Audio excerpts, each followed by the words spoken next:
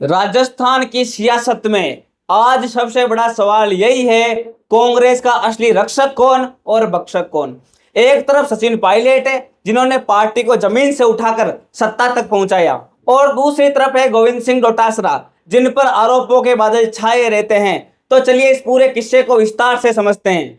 साल 2013 याद कीजिए, उस समय कांग्रेस की हालत बहुत खराब थी। राजस्थान विधानसभा चुनाव में कांग्रेस सिर्फ 22 सीटों पर सिमट गई। उस वक्त सचिन पायलट को जिम्मेदारी मिली। उन्होंने हार मानने के बजाय मैदान में डटे रहे और लगातार जनता के बीच काम करते रहे।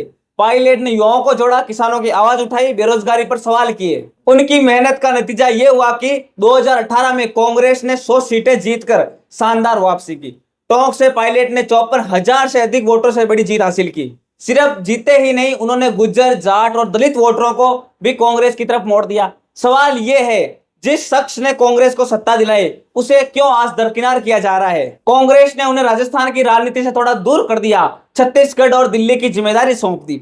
लेकिन जनता पूछ रही है, पायलट जैसे नेता को साइडलाइन करना क्या कांग्रेस के लिए सही है? क्या यह गहलोत और डोटासरा की सियासी चाल नहीं है ताकि पायलट को कमजोर किया जा सके? अब बात करते हैं गोविंद सिंह डोटासरा की। 2020 में जब सचिन पायलट को प्रदेश अध्यक्ष के पद से हटाया गया तो उनकी जगह डोटासरा को यह कुर्सी मिली।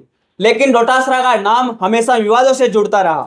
2023 में ईडी ने डोटासरा और उनके बेटों के ठिकानों पर छापेमारी की। उनके बेटों का नाम भी रीट पेपर लीक कांड में सामने आया। डोटासरा का कहना है कि यह सब राजनीतिक साजिश है, लेकिन जब उनसे सवाल पूछे जाते हैं तो वो अक्सर चुप हो जाते हैं। जनता का सवाल साफ है, अगर सब बेगुनाह है तो खुलकर जवाब क्यों नहीं दिया जाता? सचिन पायलट और गहलोत की लड़ाई किसी से छिपी नहीं है। 2020 में पायलट ने गहलोत सरकार के खिलाफ बगावत की थी। नतीजा ये हुआ कि उन्हें डिप्टी सीएम और प्रदेश अध्यक्ष दोनों पदों से हटा दिया गया। उस समय कांग्रेस हाईकमान ने पायलट की जगह डोटासरा पर भरोसा किया। लेकिन आज सवाल यह है, क्या यह फैसला सही था?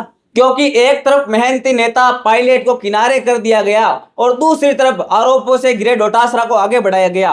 राहुल गांधी भारत जोड़ो यात्रा और वोट अधिकार यात्रा कर रहे हैं। वो जनता से जुड़ने की कोशिश कर रहे हैं, लेकिन राजस्थान की हकीकत कुछ और ही है। जब पार्टी के अंदर ही ऐसे विवाद हो, जब जनता नेताओं पर सवाल उठाती हो, तो क्या सिर्फ यात्राओं से कांग्रेस मजबूत हो पाएगी, या फिर ये यात्राएं जनता को भ्रमित करने के लिए एक राजनीतिक नौटंकी है? आज राजस्थान की जनता का एक ही सवाल है, क्या सचिन पायलट कांग्रेस के सच्चे रक्षक हैं? और क्या डोटासरा आरोपों के कारण कांग्रेस को कमजोर करने वाले भक्षक हैं?